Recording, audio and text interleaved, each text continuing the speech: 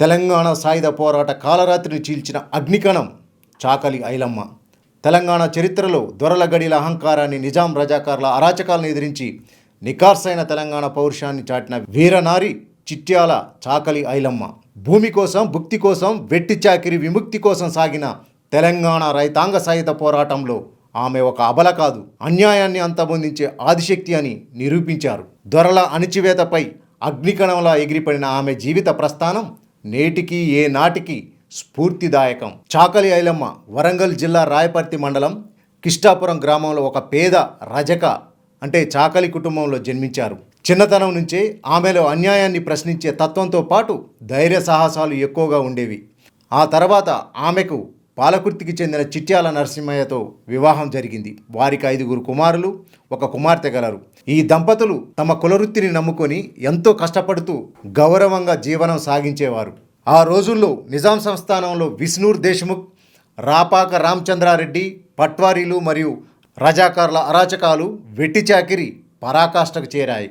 దొరల గడిలలో నిరుపేద మహిళలపై జరిగే దారుణాలను, అణచివేతను ఐలమ్మ తీవ్రంగా వ్యతిరేకించేవారు. ఆత్మగౌరవంతో బతకాలని నిశ్చయించుకున్న ఐలమ్మ పాలకుర్తిలో మల్లంపల్లి భూస్వామి కొండలరావు దగ్గర 4 ఎకరాల భూమిని కౌలుకు తీసుకుని ఎంతో కష్టపడి సాగు చేయడం ప్రారంభించారు. ఆ భూమిలో పంట విపరీతంగా పండింది. కాయ కష్టం నమ్ముకున్న ఆ కుటుంబంలో సంతోషం నిండేలోపే దేశ్ముఖ్ కన్ను ఆ పంటపై పడింది. ఐలమ్మ పొలంలో పంట బాగా పండడం చూసి ఓర్వలేక ఆమెను ఆర్థికంగా దెబ్బతీయాలని విష్ణూర్ దేశ్ముఖ్ రామచంద్రారెడ్డి కుట్ర పన్నాడు. ఆ పంటను బలవంతంగా లాక్కోవడానికి తన గుండాలను పంపాడు. కానీ ఐలమ్మ ఏమాత్రం భయపడలేదు.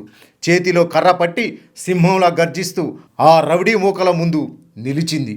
ఇది నా రక్తం చిందించిన పంట, ప్రాణం పోయినా ఒక్క గింజ కూడా ఇవ్వను. నీ గుండాలకు భయపడేది లేదు. నా పొలంలో అడుగు పెడితే ప్రాణాలు దక్కవు అని దొర సైన్యానికి ఐలమ్మ చేసిన హెచ్చరిక తెలంగాణ చరిత్రలో శాశ్వతంగా నిలిచిపోయింది.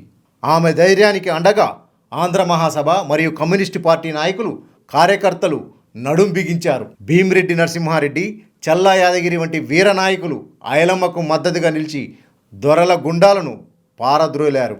తనకు జరిగిన పరాభవంతో కక్ష పెంచుకున్న దేశ్ముఖ్ ఐలమ్మ కుటుంబాన్ని సామాజికంగా, ఆర్థికంగా సర్వనాశనం చేయాలని చూశాడు.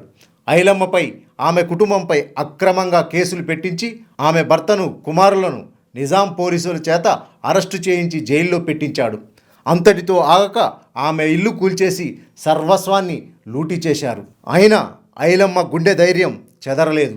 కొండా లక్ష్మణ్ బాపూజీ వంటి నిబద్ధత గల న్యాయవాదుల సహకారంతో ఆమె కోర్టులో సుదీర్ఘ న్యాయ పోరాటం చేశారు. చివరకు అక్రమ కేసులను ఎదుర్కొని కోర్టులో విజయం సాధించి తన భూమిని తానే తిరిగి దక్కించుకొని దొరల అహంకారానికి చట్టపరంగాను బుద్ధి చెప్పారు. తెలంగాణ సాయుధ పోరాటానికి దిక్సూచి చాకలి ఐలమ్మ. ఆమె చూపిన ఈ అద్భుత ధైర్య సాహసాలు తెలంగాణ రైతాంగ సాయుధ పోరాటానికి ఒక పెద్ద దిక్సూచిగా, ఇంధనంగా మారాయి. ఒక సామాన్య మహిళ దొరను ఎదిరించి గెలవగలదనే నమ్మకం తెలంగాణ సమాజంలో విప్లవాత్మక మార్పు తెచ్చింది. ఆమె స్ఫూర్తితో నల్లగొండ, వరంగల్, ఖమ్మం జిల్లాల్లో తెలంగాణ రైతాంగ సాయుధ పోరాటం ఒక ఉప్పెనలా వ్యాపించింది. వేలాది మంది మహిళలు, రైతులు చేతుల్లో తుపాకులు, కర్రలు పట్టి నిజాం రజాకార్లకు, భూస్వామ్య వ్యవస్థకు వ్యతిరేకంగా ఉరుముల్లా కదిలారు. కొమరం భీం, చాకలి ఐలమ్మ వంటి అమరవీరుల పోరాట ఫలితంగానే తెలంగాణ అంతటా భూస్వామ్య వ్యవస్థ పునాదులు కదిలాయి. తదనంతర కాలంలో లక్షలాది ఎకరాల భూమిని పేదలకు పంచడానికి ఈ పోరాటమే గట్టి పునాది వేసింది. ఆత్మగౌరవ పోరాటానికి నిలువెత్తు రూపంగా నిలిచిన వీరనారి చాకలి ఐలమ్మ. సెప్టెంబర్ 10వ తేదీన ఆమె కన్నుమూశారు. చాకలి ఐలమ్మ భౌతికంగా మన మధ్య లేకపోయినా అన్యాయంపై తిరగబడే ప్రతి గుండెలోనూ ఒక ధైర్యమే నిలిచారు. భూమి కోసం ఆమె చేసిన పోరాటం, చూపిన వీరత్వం తెలంగాణ చరిత్ర ఉన్నంతకాలం అజరామరంగా, అమరంగా నిలిచిపోతాయి.